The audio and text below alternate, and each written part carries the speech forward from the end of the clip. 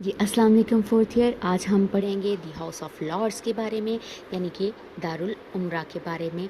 दारुल उमरा जो कि सबसे कदीम कानून साज़ ईवान है और पार्लियामेंट का ईवान बाला है। उसकी तश्कील हम देखते हैं कि वोटों के ज़रिए से नहीं होती है, बल्कि अरकान को बादशाह की तरफ से नामज़द किया जाता है। ये मारूसी अंदाज़ अपनाए हुए है। इसके अरकान की बेशतर तादाद मारूसी उमरा पर मुश्तमिल है। मारूसी यानी कि नस्ल दर नस्ल मुंतकिल होती है वरासत में। दारुल उमरा एडवर्ड सोम के दौर में वजूद में आया, जब उमरा की ने अवाम से अलग बैठना शुरू कर दिया। 1911 तक दारुल उमरा किसी दौर दारुल अवाम से कमतर नहीं था, बल्कि बाज़ अमूर में इसे बालातरी हासिल थी। लेकिन आज ये अपना मुकाम बहुत ज़्यादा हद तक खो चुका है। दारुल उमरा का वजूद दारुल अवाम के क़याम से 4 सदियाँ पहले कायम था। दारुल उमरा की उम्र 1200 साल से तजावुज़ कर चुकी है। जब हम इसकी तंजीम के हवाले से देखते हैं तो हम देखते हैं कि दारुल उमरा के अरकान की तादाद जो है वो मुकर्रर नहीं है, ये घटती बढ़ती रहती है। जहाँ ये घटती बढ़ती रहती है, हाँ कैसे घटती बढ़ती रहती है कि या तो इसके अरकान में से कोई फौत हो जाए या इस्तीफ़ा दे दे तो तादाद में कमी हो जाती है। नए अफराद को ईवान का मेंबर बना दिया जाता है तो तादाद में इजाफ़ा हो जाता है। काफ़ी मुद्दत तादाद जो है वो 1000 के लगभग रही, अब 1000 से तजावुज़ कर चुकी है। दारुल उमरा की रुकनियत बादशाह की तरफ से अता की जाती है, लेकिन वो ज़ाती मर्ज़ी से नहीं बल्कि वज़ीर आज़म के मशवरे के साथ अरकान नामज़द करता है। दारुल उमरा की रुकनियत माशरा के मुमताज़ अरकान को अता की जाती है। इस ईवान के सारे अरकान मौरूसी हैसियत नहीं रखते। अरकान की कुल 7 इक़साम जो हैं वो मौजूद हैं। 1 नवंबर 1968 को जारी होने वाले करतास अबेस, जिसको कि वाइट पेपर कहा जाता है, उसके मुताबिक दारुल उमरा के अरकान की तादाद 1062 थी। एक वक्त ऐसा आया कि इनकी तादाद 1200 से भी बढ़ गई। 2008 में इनकी तादाद कुछ इस तरह से थी। मौरूसी उमरा 615 थे, ताहयात उमरा 74 थे, कानूनी उमरा 23 थे, मजहबी नुमाइंदे जो हैं वो 26 मौजूद थे। ऐसे में हम देखते हैं इसके जो आ जाते हैं मेंबर्स, उनकी इक़साम क्या आ जाती हैं। सबसे पहली आ जाती है शाही ख़ानदान के अफराद। शाही ख़ानदान के तमाम अफराद जो 21 साल की उम्र को पहुंच जाते हैं दारुल उमरा के अरकान बना दिए जाते हैं। वो अमूमन इजलास में शिरकत नहीं करते, इन्हें महज एजाज़ी तौर पर रुकनियत दी जाती है। शाही ख़ानदान के अफराद वफ़ादारी का हल्फ नहीं लेते। ये एक रवायत है कि अगर वो ईवान में मौजूद भी हों तो कार्रवाई में हिस्सा नहीं लेते और बहस और मुबाहिसा नहीं करते। नंबर 2 हम देखते हैं मौरूसी उमरा। ये इस्तिलाह पार्लियामेंट के इब्तदाई दौर से इस्तेमाल हो रही है। इनकी तादाद जो है वो 800 से तजावज़ कर गई है। कुल अरकान में तकरीबन 90% मौरूसी उमरा होते हैं। इन्हें वज़ीर आज़म के मशवरे से ताजदार नामज़द करता है। जब कोई रुकन फौत हो जाता है तो इसका बेटा, और अगर औलाद नरीना ना हो तो भाई दारुल उमरा की रुकनियत वरासत में हासिल करता है। शुरू में वरासत का हक़ सिर्फ बड़े बेटे को हासिल था। अब वज़ीर आज़म अमीर की वफ़ात पर इसके किसी भी बेटे को दारुल उमरा का रुकन बनाने की सिफारिश कर सकता है। मौरूसी उमरा के कई दर्जे होते हैं। इन्हें मार्क्वेस, ऑल, बैरन, वाइक, काउंट और ड्यूक पुकारा जाता है। दारुल उमरा की रुकनियत के हसूल के बाद ईवान में इन सब का मुकाम बराबर होता है। वज़ीर आज़म ताजदार को मशवरा देते हुए जितने भी उमरा को चाहे दारुल उमरा की रुकनियत जो है वो दिला सकता है। दारुल उमरा का ज़ोर तोड़ने के लिए वज़ीर आज़म अपनी मर्ज़ी के उमरा को ईवान की रुकनियत देकर अपनी क़ुव्वत को बढ़ा सकता है। यही वजह है कि मौरूसी उमरा की तादाद मुसलसल बढ़ती है। 1995 में कुल मौरूसी उमरा 755 थे। इनमें ख़वातीन की तादाद 16 थी। मई 2008 में इनकी तादाद जो है वो 615 तक कर दी गई। उसके बाद हम जो दूसरी किस्म देखते हैं वो हम देखते हैं ताहयात उमरा की। 1958 के एक एक्ट की रोज़ से इनका तकर्रुर ताजदार करता है, लेकिन इसे मशवरा वज़ीर आज़म ही देता है। जब इस किस्म का कोई रुकन वफ़ात पा जाता है तो इसकी नशिस्त विरासत में इसकी औलाद को नहीं दी जाती। लॉर्ड हिटलर ताहयात उमरा थे। 1967 में ऐसे अरकान की तादाद 55 थे, जो कम होते होते 31 रह गई। बाद अज़ां रुकनियत में मज़ीद इजाफ़ा हुआ। 1968 में ताहयात उमरा की कुल तादाद 155 थी। ताहयात उमरा ज़रूरी नहीं कि वाकई ملکی عمرہ کے طبقے سے تعلق رکھتی ہوں۔ وزیر اعظم ایسے عام افراد کو اعزاز دینے کے خیال سے دارالعمرہ کا رکن بنانے کی سفارش کر دیتا ہے جنہوں نے قومی زندگی میں کوئی نمایاں خدمات سر انجام دی ہوتی ہیں۔ 1958 میں تاحیات عمرہ کے طور پر خواتین کو بھی دارالعمرہ کی نمائندگی دی گئی۔ دارالعمرہ کے تاحیات ارکان بنائے جانے والے عموماً سابق وزیر اعظم، سابق اسپیکر، ریٹائرڈ جنرل، اسکالرز اور ایسی شخصیات ہوتی ہیں جنہوں نے کسی بھی شعبے میں برطانیہ کے نام جو ہے وہ بلند کیا ہو۔ ایسے افراد کو بھی دارالعمرہ کی رکنیت دی جاتی ہے جنہوں نے پارٹی فنڈز میں خطیر رقوم جو ہے وہ جمع کرائی ہوں۔ تاحیات عمرہ میں خواتین کی تعداد 60 سے زیادہ ہے۔ چوتھے نمبر پہ ہمارے پاس جو قسم آتی ہے وہ آتی ہے اسکاٹ لینڈ کے عمرہ کی۔ اسکاٹ لینڈ کی نمائندگی کے لیے 16 عمرہ کو دارالعمرہ کی رکنیت دی جاتی تھی۔ 1707 میں جب اسکاٹ لینڈ کا انگلستان سے الحاق ہوا تو فیصلہ ہوا کہ اسکاٹ لینڈ کے موروثی عمرہ اپنے میں سے 16 کو منتخب کر کے دارالعمرہ میں بھیجیں گے، کیونکہ میعاد 5 سال ہوتی تھی۔ لیکن 1943 کے ایک قانون کے روز سے میعاد کا اصول ختم کر کے تاحیات رکنیت کا اصول جو ہے وہ اپنا لیا گیا۔ 1963 میں مزید مراعات دے کر اسکاٹ لینڈ کے تمام عمرہ کو دارالعمرہ کی رکنیت دے دی گئی۔ نمبر 5 سے ہم جو قسم دیکھتے ہیں وہ ہے آئرش عمرہ کی۔ 1800 کے ایکٹ کے مطابق کہ جب انگلستان اور آئرلینڈ متحد تھے، آئرلینڈ سے 128 عمرہ کو آئرش موروثی عمرہ منتخب کر کے دارالعمرہ میں بھیجتے تھے۔ 1921 میں آئرش آزاد ریاست کے قیام کے بعد کوئی نیا امیر منتخب نہیں کیا گیا۔ آئرش عمرہ کی تعداد گھٹتے گھٹتے 1979 میں صرف 2 رہ گئی تھی۔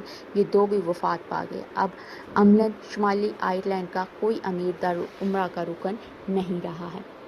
چھٹے نمبر پہ ہمارے پاس جو قسم آتی ہے وہ آتی ہے مذہبی نمائندوں کی۔ دارالعمرہ میں چرچ آف انگلینڈ کے نمائندے بھی لیے جاتے ہیں۔ انہیں اسپریچول پیرس کہا جاتا ہے۔ ان کی کل تعداد 26 ہے۔ خاص طور پر یارک اور کنٹربری کے آرچ بشپ، وینچسٹر، لنڈن اور ڈرہم کے بشپ دارالعمرہ کی رکنیت حاصل کیے ہوئے ہیں۔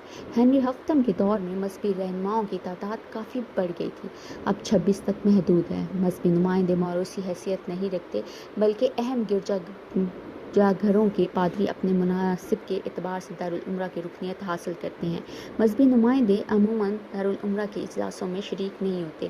روایت یہ بن گئی ہے کہ وہ ایسے اجلاسوں میں شرکت کے لیے آتے ہیں جن کے لیے انہیں باقاعدہ دعوت نامے جو ہیں وہ بھیجے جاتے ہیں۔ 7ویں اور آخری قسم جو ہمیں نظر آتی ہے وہ نظر آتی ہے قانونی عمرہ کی۔ 2006 سے قبل دارالعمرہ برطانیہ کی سب سے بڑی عدالت بھی تھی اور نچلی عدالتوں کے فیصلوں کے خلاف تمام اپیلیں بھی دارالعمرہ سنتا تھا۔ دارالعمرہ کے ارکان میں کچھ ایسے افراد نامزد کیے جاتے تھے جو قانون دان ہوں۔ عام قانون سازی کے لیے دارالعمرہ کا اجلاس منعقد ہوتا تو قانونی عمرہ بھی اجلاس میں دوسرے ارکان کے ساتھ بیٹھتے تھے، بحث میں حصہ لیتے اور ووٹ دیتے تھے۔ آغاز میں قانونی عمرہ کی تعداد 9 تھی جو آہستہ آہستہ 21 تک پہنچ گئی۔ دارالعمرہ کی رکنیت بہت بڑھ چکی ہے اور ان میں بہت بڑی اکثریت جو ہے وہ موروثی عمرہ کی ہوتی ہے۔ بہت بڑی تعداد میں عمرہ کبھی بھی ایوان کی کارروائی میں حصہ نہیں لیتے۔ تقریباً 100 کے لگ بھگ ارکان ہی اجلاسوں میں حاضری دیتے ہیں اور خاصی دلچسپی کا اظہار 60 کے قریب ارکان کرتے ہیں۔ یہی وجہ ہے کہ کورم صرف 3 رکھا گیا ہے، یعنی کہ 3 افراد اگر موجود ہوں تو اجلاس شروع کر دیا جاتا ہے۔ آئینی اصلاحات ایکٹ 2005 کے تحت تمام قانونی عمرہ کو سپریم کورٹ آف انگلستان کے جج مقرر کر دیا گیا ہے اور دارالعمرہ سے علیحدہ کر دیا گیا ہے۔ یہ جج اکتوبر 2009 سے بطور جج سپریم کورٹ کام کرنا شروع کر چکے ہیں۔ 1958 کے قانون کے مطابق خواتین کو بھی دارالعمرہ کی رکنیت دی گئی ہے تاکہ صنف ناسک کی نمائندگی بھی ہو سکے۔ خواتین کی یہ نشستیں موروثی اور تاحیات دونوں نوعیتوں کی ہو سکتی ہیں۔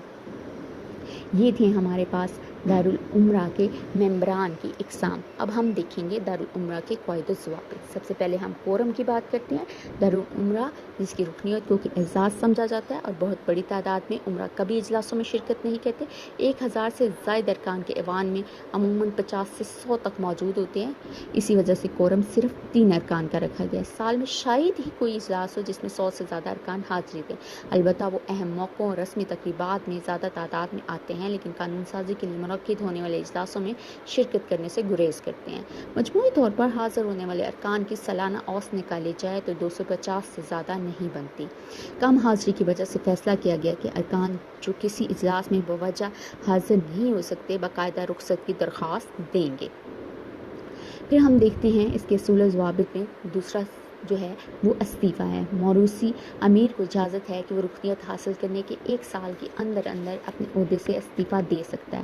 استعفیٰ کے پہلے کوئی رواج نہیں تھا۔ 1963 کے قانون نے امراء کو استعفیٰ دینے کا حق دیا ہے۔ 1957 سے ہر رکن کو جو دارالعمرہ کے اجلاس میں شرکت کرتا ہے روزانہ الاؤنس دیا جاتا ہے۔ پارلیمانی ذمہ داریاں نبھانے پر انہیں کوئی تنخواہ نہیں ملتی۔ ایوان میں شرکت کے لیے آمد و رفت کا سفر جو ہے وہ سرکاری خزانے سے ادا ہوتا ہے۔ امراء کو جوری خدمات سے مستثنی قرار دیا گیا ہے۔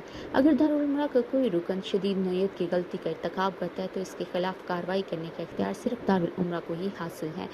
امراء کو معمولی مقدمات میں عائد کردہ الزامات کی بنیاد پر گرفتار نہیں کیا جا سکتا۔ ہر رکن بادشاہ تک انفرادی طور پر ہم دیکھتے ہیں کہ رسائی رکھتا ہے۔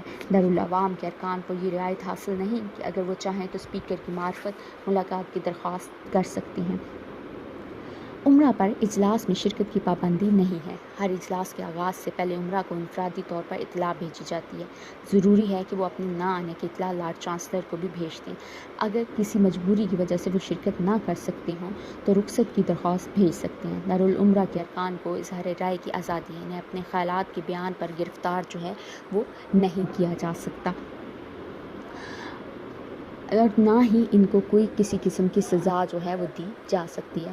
ہر رکن کو اختیار ہے وہ دارالعمرہ کے فیصلے سے اختلاف کرے اور اپنا اختلافی نوٹ جو ہے وہ ایوان کے جرنل میں درج کرائے۔ تقریر کرنے کے لیے وقت کی کوئی قید نہیں۔ ہر رکن جب تک چاہے اپنی رائے کا اظہار کر سکتا ہے۔ لارڈ چانسلر اسے منع نہیں کر سکتا۔ عام رکن اگر چاہیں تو متعلقہ رکن سے تقریر کو مختصر کرنے کی درخواست کر سکتے ہیں۔ 1936 سے پہلے امراء کے خلاف مقدمات عام عدالت میں پیش نہیں کیے جاتے تھے، لیکن یہ رعایت ختم کر دی گئی ہے۔ اب قانون کی حاکمیت کے تصور کی تکمیل ہوتی ہے۔ اس کے بعد ہم جو چیز دیکھیں گے آج وہ ہے لارڈ اسپیکر۔ لارڈ اسپیکر کا عہدہ آئینی اصلاحات ایکٹ 2005 کے تحت 2006 میں جو ہے وہ تخلیق کیا گیا۔ یہ برطانوی پارلیمنٹ کے ایوان دارالعمرہ کا اسپیکر ہوتا ہے۔